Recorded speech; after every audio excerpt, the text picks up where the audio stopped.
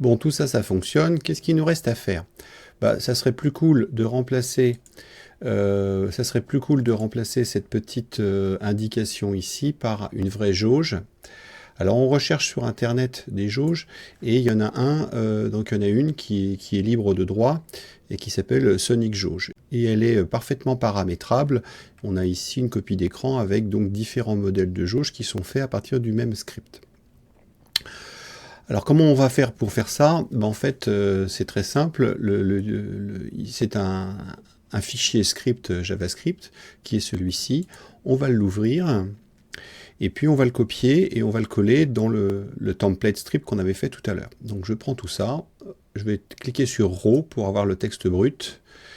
Je vais tout sélectionner, un petit CTRL A, je le copie, CTRL C, et puis je vais me mettre là-dedans, et puis c'est là que je vais faire un coller, et je colle tout mon script, donc c'est du JavaScript, mais ça c'est juste pour les couleurs. Alors c'est un script qui est assez long et dont on ne va absolument pas regarder le détail. On va simplement l'utiliser tel qu'il est fourni. Que nous dit le concepteur de ce plugin, de cette jauge? Si je retourne ici, il nous explique un petit peu comment on doit faire. Alors par exemple, pour initialiser l'élément, donc c'est dans un script jQuery, on recherche l'élément qui a comme ID élément, et puis donc il y a une fonction SonyJauge qui est créée, et puis on lui passe en argument les options. Ou alors, on a la possibilité aussi de fixer des options supplémentaires grâce à cette fonction-là. Alors on lit en détail l'adresse de la page ici, et puis il faut malgré tout lire un petit peu le texte. Le label, c'est ce qui va apparaître dans la jauge. On peut régler l'animation, la vitesse de l'animation, c'est-à-dire la vitesse à laquelle l'aiguille va bouger.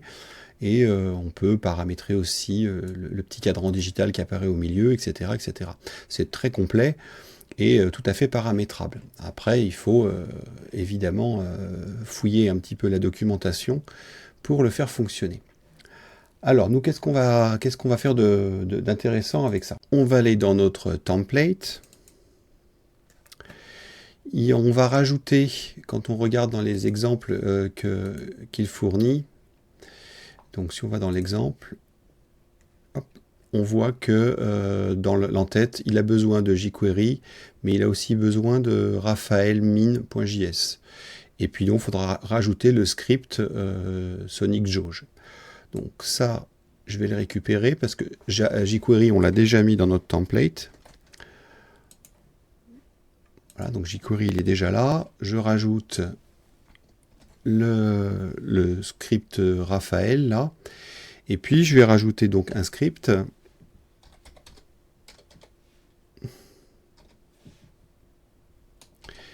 et celui qui a été fait dans le template précédent. Donc, je récupère la variable script dans le message.payload, la propriété script. Ce qui veut dire que là, on vient coller le script que l'on a intégré dans le template précédent. Ensuite, comment est-ce que l'on va faire ça? Alors, pour que ça fonctionne, malgré tout, on est obligé de retoucher un tout petit peu le script ici, à savoir que dans la fonction init, lui, chaque fois qu'il fait l'initialisation du cadran, il appelle la fonction draw, c'est-à-dire qu'il le dessine tout de suite. Moi, je vais faire de telle sorte que je ne vais pas le dessiner tout de suite, je vais le dessiner que lorsque j'aurai reçu la réponse la réponse Ajax. Et donc, c'est moi qui lancerai la fonction draw. Donc ça, je vais le mettre en commentaire. Voilà, simplement. Donc, c'est la ligne 32 qu'il faut mettre en commentaire. Et on y va. Alors, qu'est-ce que je vais faire? Je vais récupérer mon ID ici. Je vais changer le nom ici à la place de mesure. Je vais appeler ça thermomètre.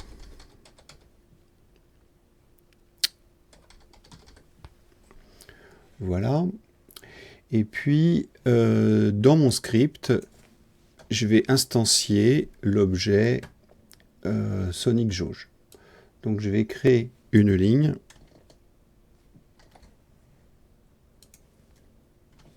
qui va s'écrire comme ça.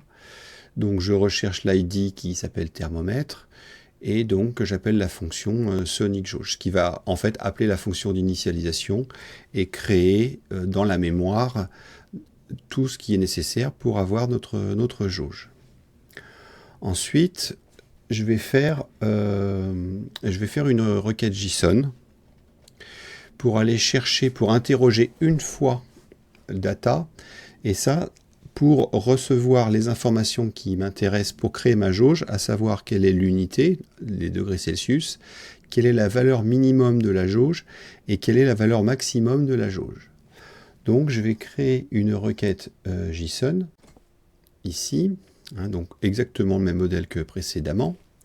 Et qu'est-ce que je fais à l'intérieur? Donc là je vais quand même penser à la refermer. Voilà. Et qu'est-ce que je colle à l'intérieur? Eh bien, je vais créer une variable qui s'appelle option et qui va être un objet, puisque en fait, Sonic Jauge a besoin d'un objet passé en argument pour connaître les options. Donc moi, je vais appeler ça option, au pluriel, puisqu'il y en a plusieurs. Et je vais dire que c'est un objet vide pour l'instant. Une fois que j'ai fait ça, je vais aller retourner un petit peu dans la documentation ici pour vous montrer quelles sont les options dont on a besoin.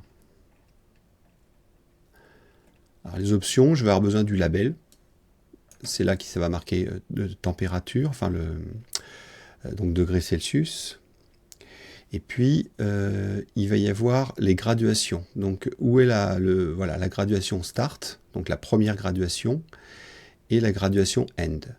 Et à chaque fois, pour chaque graduation, enfin start et stop, vous voyez qu'il s'agit d'un objet et qui va posséder deux propriétés. La première propriété, ça sera l'angle à laquelle se situe la première graduation. Et puis, la deuxième propriété, num, c'est la valeur qu'il y aura sur cette graduation. Alors, vous voyez, par défaut, il nous met ici moins 225. Pourquoi? Parce qu'en fait, quand on regarde les jauges, si c'est un cercle trigonométrique, l'angle 0, il est ici. Ce qui veut dire que ma graduation ici se situe à moins 225 degrés. Et la graduation maximum se situe donc à 45 degrés à partir du degré 0. Donc ici. Alors, c'est ce qu'on va faire nous. On ne va pas changer, on va garder un cadran qui ressemble beaucoup à celui-ci, avec ici la graduation min et ici la graduation max. Alors, dans les options, on va commencer par l'option label. Donc, je vais créer la propriété label, option.label. Et qu'est-ce qu'elle va prendre comme valeur? Eh bien, la donnée qu'on a récupérée et qui est l'unité. Donc, data.unité. Après, je vais créer l'option start. Et on a vu que c'était un objet. Donc, je le mets entre accolades. Et puis, je vais marquer angle 2 points moins 225, virgule. Et j'ai besoin de num, donc la valeur numérique, 2 points. Et là, je vais taper donc data.min. Je termine mon objet et j'oublie pas le point virgule. Je fais la même chose avec option.end et l'angle, donc là encore c'est un objet. Donc l'angle c'est 45 degrés et le numérique, la valeur numérique, ça sera data.max.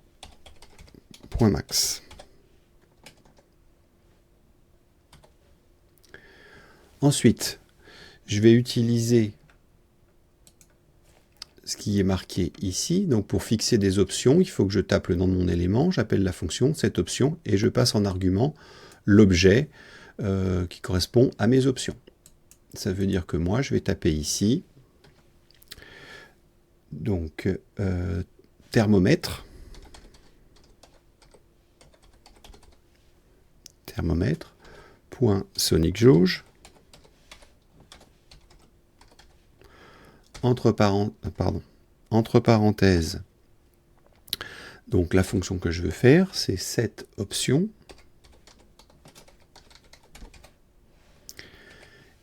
et je passe en deuxième élément, donc, mon objet, à savoir option au pluriel.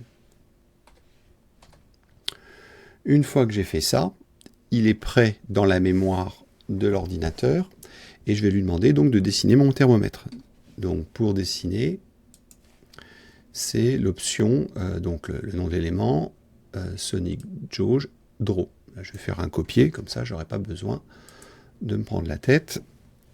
Donc thermomètre. Et je le dessine. OK. Donc on va vérifier si déjà notre cadran se dessine. Je déploie et j'actualise ma page. Alors, il semblerait qu'il y ait une erreur. Alors, il y a apparemment numdata.max. Oui, j'ai oublié le 2 points ici. Donc j'ai fait une faute. Je vais reprendre mon élément. Hop. Effectivement, c'est num 2 points datamax.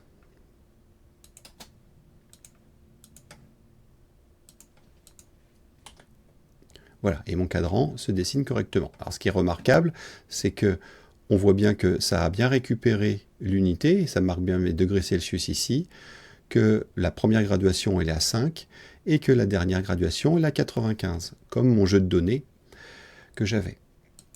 Alors maintenant, il suffit d'animer un petit peu cette jauge, et là on va utiliser la même technique que tout à l'heure, c'est-à-dire utiliser le set intervalle. Et dans le set intervalle, qu'est-ce que je vais faire? Je vais utiliser la fonction qui permet de modifier la valeur de l'aiguille, donc la position de l'aiguille. Pour ça, c'est très simple, c'est ça. Il y a la fonction qui s'appelle élément Sonic jauge val, et puis on précise en argument la valeur, la value. Donc là, je vais prendre ça, je le copie, je vais retourner ici. Et ici, donc plutôt que de rechercher ça, qu'est-ce que je vais faire? Je vais faire thermomètre. Thermomètre.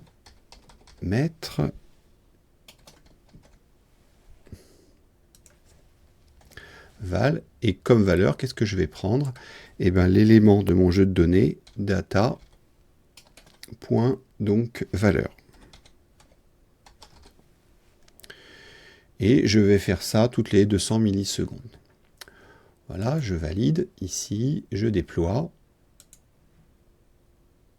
je rafraîchis, et je vois mon aiguille qui grimpe gentiment. Alors elle démarre en dessous, puisque ma température, je l'ai fait partir de 0. Hein. Et donc j'ai mon aiguille qui grimpe gentiment toutes les secondes, comme ça. Et normalement, lorsqu'elle va arriver à 40 degrés, elle redescendra à 0. On va vérifier, on va attendre un petit peu.